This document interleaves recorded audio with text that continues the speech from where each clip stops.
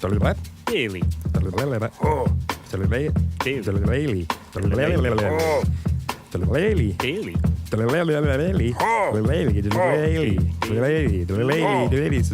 Oh. All right, hey everybody, it's Graham here. Ashkan here. And today's question is, I've heard you say getting emails is really important. What's the best way to get a big mailing list before you open?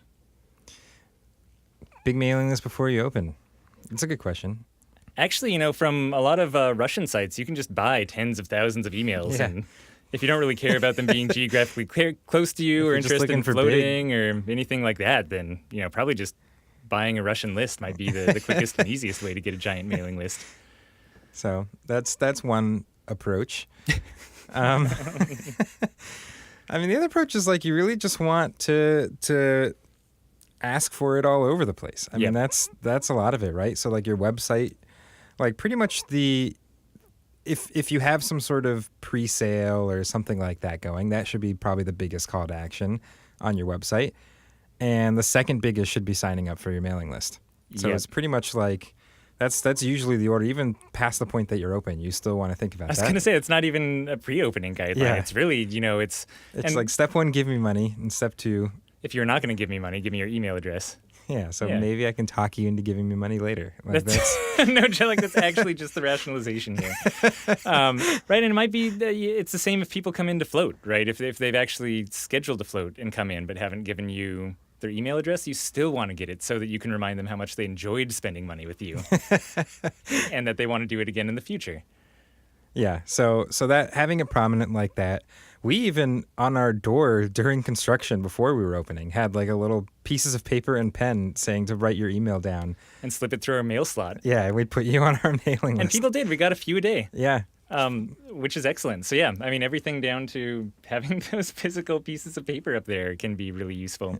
At parties, if I was just talking to someone about floating before we opened, I'd still try to grab their email address and put it down on our mailing list. And if you're using the Helm, then we have this nice HelmBot feature where you can send people gift cards just by entering in their email address and sending a text to your HelmBot number, which also grabs their email address, which can be nice. So if you ask them, you're like, hey, can I send you a free float? Do you want to be on our mailing list? And they say yes, you can then just add that in, and that's kind of a nice way to do a double whammy. Get them into float and add a little bit of padding to your mailing list. Yeah. So first thing, pre-opening, let's talk about how quickly, like how soon can you start gathering emails, which is probably way sooner than you think that you actually can. Like as soon as you can do it, like as soon as you can get something up and make a mailing list. Right after you finish listening to this, like next time you're in front of your computer for a half an hour is the point, even if you're not sure that you're going to open, that you might want to consider grabbing email addresses. Yeah, just the cost of starting a mailing list is basically nothing, There's no reason, like you don't have to have a center name, you don't even have to have your real website yet. Like as long as there is some interest and you have some place to direct people to. As long as you know like roughly which county or state you're thinking about opening up in. Yeah. That's pretty much as far along as you need to be. And what you do then is you pretty much just launch a single page website with the goal of grabbing people's email addresses. And it's just called an email capture landing page, basically, is what you're doing. There's a nice site, too, that I recommend to people sometimes called Launch Rock, like a rocket launch and a rock concert, rock launch. And that's what they do. The entire company just designs single-page email capture web pages for you. So, again, in a half an hour, you can go to launchrock.com and have something set up, tied into a free MailChimp list, and start grabbing email addresses as long as you have a domain name. And again, if you don't have a name of your center, you can just put Float Tank Center coming soon to so-and-so county. Enter in your email address for more information as we get closer to opening. Right. What's the worst case scenario? You never send an email out. Yeah, and eventually you take down the website. And that's it. There's no downside. Yeah. You maybe generated a little more interest in floating for your area. This is the worst that happens, I will say my advice for that is don't put an opening timeline on that landing page. Even an opening year. If you're like, I really want to open in 2019, don't do it. Because it's going to pass that, and then it's going to get slightly embarrassing when you have to change just that. say coming at some point in the future. Maybe. No, you don't need to put the maybe in there, but that's how vague you should be. So again, like as soon as possible, do that. And if all you get in the next week is one email address, that's one more email address that you have on your list that you didn't have before, which is really valuable. And by the way, the reason that we harp on this, which it seems like the question asker already has kind of heard some of our philosophy on this, but Yeah. in our mind, a giant mailing list is one of the single most valuable pieces of marketing weaponry at your disposal. And it's because, like things like Facebook and Twitter, they get a lot more attention these days. Social media is this big kind of sexy marketing thing that's out there. But all of your followers and all of your customers on there are on someone else's platform. Like they really are the ones who own the lists that are on those platforms, not you. You have access to them as long as they deign to give it to you without paying through for it. them. And they do. I mean, it used to, like, Facebook is a perfect example. You used to be able to put out a post and it would go to everybody who was following you. And then they decided, let's just limit that Yeah, maybe to like a 10% percentage. is more fair, And like, if you want to pay us money, you can go to a larger percentage of the audience that's your audience that you built. So like, you're just susceptible to stuff like that when you're on a platform. But mailing lists aren't like that. Like they're the emails that you're collecting are a mailing list that you have control over, and no one can start to put limitations on that.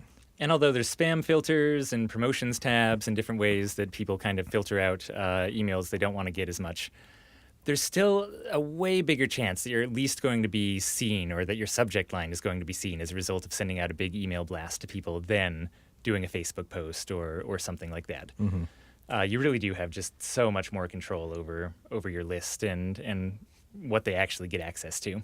So that's why we harp on it. In our experience, so we send out pretty much, we'll send out ongoing information to our mailing list subscribers, and then once a year we'll do a giant deal in June. And for that, we found that on average, for every person on our mailing list, we collect about $2.65. And that's just in a single year, right? So over the course of 4 years now, that single email address that you got before you opened has been worth over $10 is the actual value of that. And over the course of 8 years, all of a sudden, that email is worth $20 on average scattered across the list. So, even though it's simple, again, just those drip by drip, getting as many little emails that you can onto that list really adds up in terms of actual monetary value that you see year after year for having it. Yeah, especially when you sell it to the Russians to put into their other lists.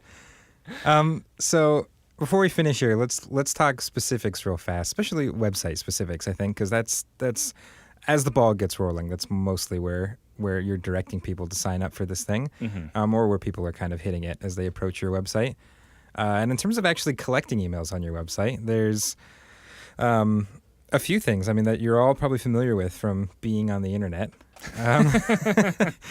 So, you can, I definitely recommend having something on your homepage above the fold, which is like the line that they call just like the bottom of most people's screens by default when they first hit your website. That is a box where people can put in their email for your mailing list. But the steps beyond that are things like pop-ups and welcome gates are the other things where, like, if you go to a website, the first thing you see is just a big giant thing on your screen that says nothing but asking you to join the mailing list, and you hit like, yes or no or whatever, and that gets you to the actual website. And those are interesting. We've had a lot of debates ourselves internally about the merits of having or not having those. And the statistics show that they're effective. So, like, if that question seems pretty concrete to me, like you will get more people signing up for your email list if you have something like that or not. Yeah. And the downsides are that those are just kind of, pop-ups are not like a friendly term on the internet. It's like something that generally people describe as an unpleasant internet thing. I will say, so if for those of you out there who aren't, that deep in the internet marketing world or anything like that, I think that from the outside, there's a lot more hesitance to utilize things like that. And if you start looking into like the actual effectiveness versus complaint rates versus unsubscribes and different things like that for implementing welcome mats, or even just like lack of actions like, scheduling floats or doing the main action you want on a website, although it seems you might turn away customers from having those, the data really doesn't seem to show that. I can see how people might be annoyed for half a second when they click something, but just like you guys use the internet, so does everyone else, and they're used to it, So if you're thinking about it, you might be a little more hesitant to use them or think that they're going to detract from your business more than they actually will, just as something to keep in mind. And there are lots of there's a lot more sophistication to those sorts of tools now. Like a lot of times now, if you're setting something like this up, you have rules that you set up with it that says only show this once to somebody, like the first time they come to your website, and then it puts a cookie on their account that makes it so that if they come back to your site the next day, they're not going to once again be prompted with a pop-up.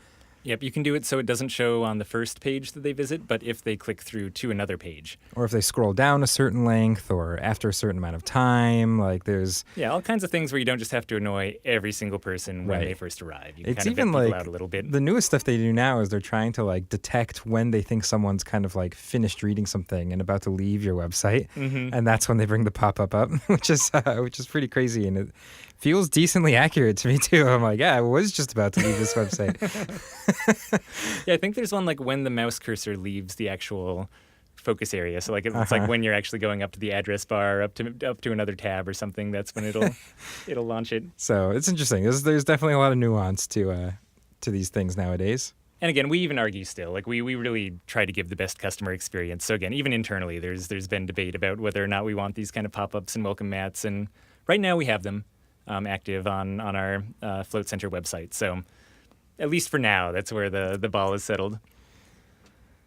And do it. Build a giant mailing list. Put up your website now. Put mailing list signups on your door. If you go to trade shows, grab emails there. Grab them from parties. Grab emails from strangers on the street. Yeah, and don't just include all of your customers who float with you on your mailing list. I say is the other caveat. Like your goal is not to like grow your mailing list by whatever means possible. Hence, like the Russian email list sort of thing. Like, if you're just inflating it artificially, then you're spending more money to send these big email blasts out to people, and you're getting a lower return on it, and you're annoying a bunch of people who trusted you with their email because they came into Float and they wanted it for a reservation reminder, but not for you to start sending them every 2 weeks, whatever updates about your business. So that's generally our stance on it, is don't just kind of abuse the fact that all of your customers are giving you their email by default. Yeah, and they tend to respect that too. Like I think that you gain a lot of clout for not abusing that inherent trust when someone's giving you sensitive or personal information. Yeah.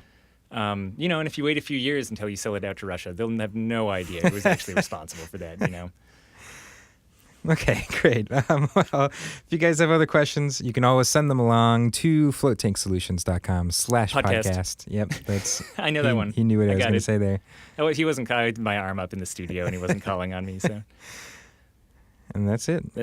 All right. We'll talk to everyone tomorrow. Right. And the next day. Yes. And the day after that. Every day. Forever.